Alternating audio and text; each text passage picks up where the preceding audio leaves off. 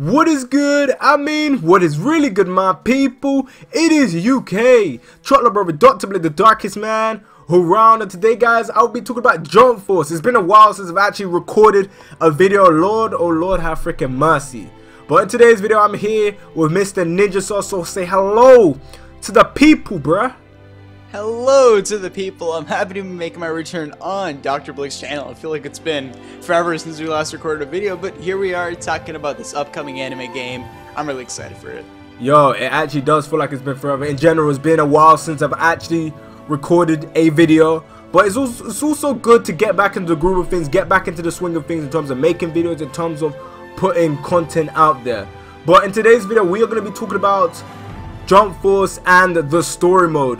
And I know Ninja's got a lot of opinions in terms of possible characters that could be there to enhance the story, main villains that we could potentially be seeing in the story. So I'm going to pass it over to Ninja, and then we're just going to build from what he says. So yeah, Ninja, Jump Force story. What's your speculations? What ideas do you have? What can you see them doing with the story? Starting off, I'm just going to say Light Yagami. I feel like Light will be such a central focus of the story. I don't think he's going to be like the main character, because that would just feel weird considering he's not going to be playable anyways. But I would see him more as the main villain, or the one behind everything. Like, the way I could see it operating is, even though he can't like physically fight, I could see him maybe outsmarting all the villains or all of the obstacles we'll be facing in Jump Force. Because Light Yagami is one of the smartest anime characters out there, and given how in interviews the creator was describing it as like producer was describing it as, whenever Light Yagami was being brought up, he always alluded to the story mode. So I think even though Light's not going to be playable, the fact that he was shown at the end of the trailer, the fact that they're implying so much with that connection to the story mode, I feel, come on, he has to be the main villain and the one pulling the strings. Maybe we could see like all the previous anime villains. Like, we could get maybe Frieza, Aizen, Madara, all that.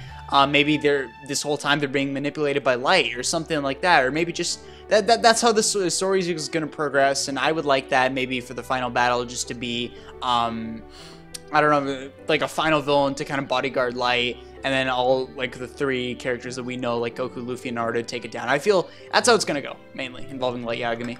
Yeah, I totally agree with you. Like when it comes down to Light Yagami and being a vocal point to the story, I can totally see that happening. Like, it kind of reminds me of Civil War, where the main villain wasn't necessarily a major guy in terms of his fighting ability. It was more so the way he was able to manipulate everyone to do the stuff that he wanted them to do, to make things go the way he wanted them to go, the way he wanted it to go. And a lot of that stuff is really powerful if you know how to use it in the right aspect. So them doing this in terms of bringing characters that don't necessarily fight, they don't necessarily offer a lot in terms of combat wise, in terms of characters being added to the roster, in terms of playable characters, it gives them an option to bring characters in that can solely be there for the story, whether it's going to be an Easter egg for characters you don't expect, because this is an anniversary game.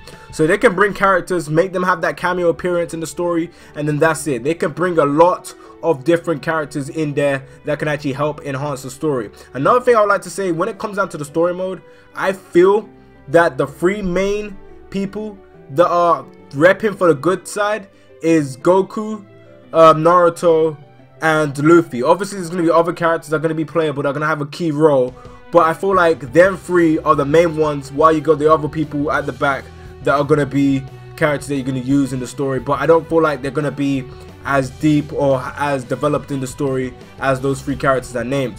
What's your thoughts on that? Like Goku, Naruto, and Luffy, the three main like protagonists, should I say, in the story, and then the rest will just be there in terms of offering stuff, in terms of different dialogues, different scenarios, and also mainly for people to be able to play as their favorite shonen characters.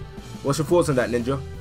Oh yeah, I think those will definitely be the main three that we'll like be playing with. Like, it'd be like tag team type thing. Yeah, like I can't think of anyone else that'll be replaceable. I mean, Ichigo is popular, and I understand the argument of the big three, but the fact that they put so much emphasis on Goku, Luffy, and Naruto, it makes me think, okay, those are probably going to be like the protagonists of the game and all that. Yeah, no, I completely agree with that. I don't have too much to add there. I think it would be fun given their different playing styles. And like obviously you're gonna meet other people along the way. I still feel someone like Ichigo will have a prominent role, just not one of the main three, so to speak. And same with someone like Deku or a JoJo character or whatever. I totally agree with that, because when it comes down to them molding the story mode, they gotta kind of be clever in terms of the characters that they want to bring in the story mode. Because the thing about when it comes down to having a game or even a movie based around so many characters is the way you handle the characters. And one movie that they could take inspiration on in terms of handling characters is Infinity War. Infinity War handled characters really well, and I feel like with this game, if they want to be able to utilize people in terms of giving them a decent role, in terms of giving some characters Easter eggs to the older audiences for legendary characters from old ass series that like me myself haven't even heard of, if they want to do that, that is fine. But it all comes down to character management in terms of how serious they want us to think the story mode is going to be. As long as they manage the characters right and produce it right, and it doesn't feel like one big cluster in terms of all the characters being all over the place, they can put as many characters as they want, really. But in my opinion, I feel like it's going to have less characters than J-Stars, because they actually want to do something with the story, and there's only so much characters you can handle and use. And I feel like some people may be disappointed, but other characters, they may be used once in the story, just purely for the fact that you can play with them. Or some characters might not be in the story, but might be behind a mission, behind some sort of way to unlock it. You buy them depending on how you unlock characters, the whole system. Some of them might not necessarily be in the story, but they might be playable in the game. That's another thing people got to keep in mind when it comes to the story. So just because you see all these characters in J-Stars doesn't necessarily mean all these characters are going to play a massive part in Jump Force in terms of the story. These people got to be careful in terms of the character selection and in terms of all the characters that they want to be included. But the one thing I'm looking forward to the most is the interaction into how things got there, why they're in New York, because that's pretty interesting. They're in New York. Yeah. Seeing Luffy swinging in New York, bro. Like, is this man trying to be Spider-Man, bro? Yeah. Right. So seeing that is always interesting, and it's always nice to see, in my point of view. But I got a question. Out of all the characters we have, what interaction do you want to see between any character in the whole universe of freaking Shonen Jump Weekly that could possibly be in the game? Just name up. You don't even have to say the most. You can name characters you want to see interact. Like, the floor is yours, Ninja, bro.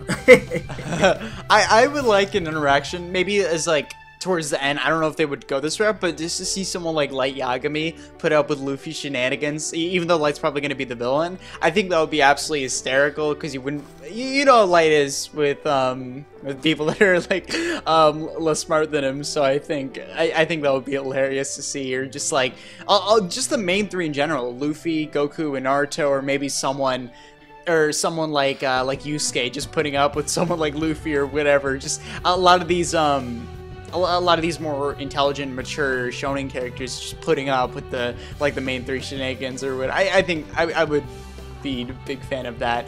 I would like maybe an interaction between Deku and Naruto, just to see kind of the underdogs talking with each other. And yeah, no, I think those would be pretty fun. You brought up something earlier. It's a bit dissuading, but I think it's cool to be brought up, like Infinity War.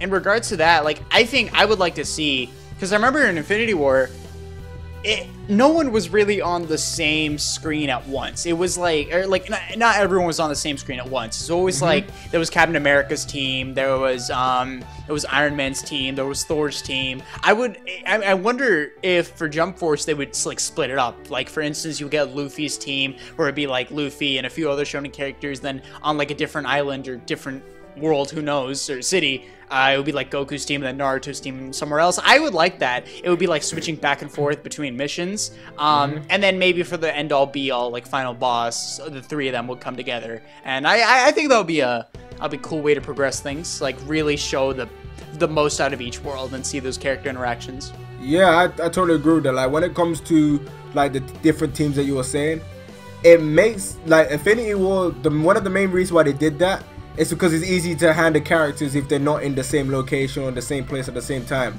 It makes the characters easy to handle. It makes you going through characters a lot easier. It makes things just work a lot better in terms of what you're trying to do in that moment in time. Getting a character to have his main shine in terms of combat, in terms of interaction with people. All of that stuff is stuff that Infinity Ward tried to do, and they did do successful in my opinion. And one thing I gotta say in terms of interactions, I would like to see the interaction between Doflamingo and Frieza. I would like to see that interaction. Doflamingo and Frieza. And what was I gonna say? There's one thing that got me curious about the game. We saw the Sunny.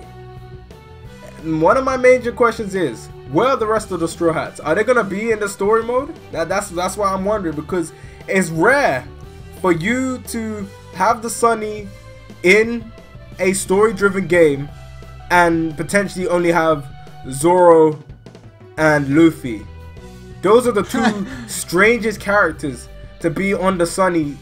Just them two, or just them in general, because when the Straw Hats split up, if you notice, it's split up kind of like evenly. You got like two halves like of how the sections of how they split up in terms of creating that balance between Team A and Team B, because we've noticed that the Straw Hats have split up multiple times for different situations, different scenarios. I'm just curious to see how they're gonna handle this and how this is gonna work. And to see how they're gonna handle all these different areas and locations that they are. But overall, the game looks good. It's looking nice. It's looking cheeks worthy. I'm liking what I'm seeing.